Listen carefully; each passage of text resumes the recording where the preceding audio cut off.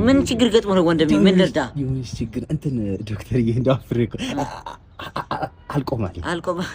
የብዙሃንስ ችግሮች ነው ይሄ። እባክህ አልቆማል። እንደው ምን ይሻላል? ሚስት ጋር ምናምን ቆይ ቶሎ ይጨረስክ ነው። ቶሎ ይጨረስ ባህሪ ያለው ትዳሬ ሊፈርስ ነው። ቶሎ ፈሳሽ የማውጣት ባህሪ ያለው የማያፈሰው ነገር የለም። አዎ እስኪ ተነስና እስኪ ተነስና እንዲያልኩ እዲ ይሄ ነው እንዳልቆማ ነው። ይሄ ማፈሪው ክብሪት እኮ ነው አልቆማ ያለው እንዴ!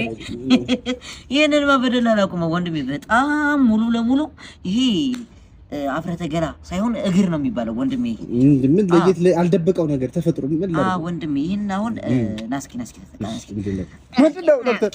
ምንድነው ይሄ እንትን ነው ጉኝ እንትን ነው።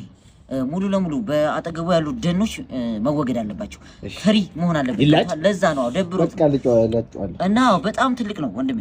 እና አነስ የሚያደርግ ነገር ጎመን፣ ጥቅል ጎመን ምናምን ብላበት። ይሄ ከሚስት ጋር አይደለም ከዘመድ ጋር ያቆራርጣል ወንድሜ። እና አሁን ምን ታደርጋለህ መሰለህ? ቤቲን አዝዤልሃለሁ ከቁርስ በፊትና ከቁርስ በኋላ እሱ ፋርማሲ ያሳያል ወንድሜ። እና እንትን ነው በር ምናምን ሌላ ተላላፊ ነገሮች አትሸጓጉርበት። ሚስት ጋር ብቻ ፎከሳል።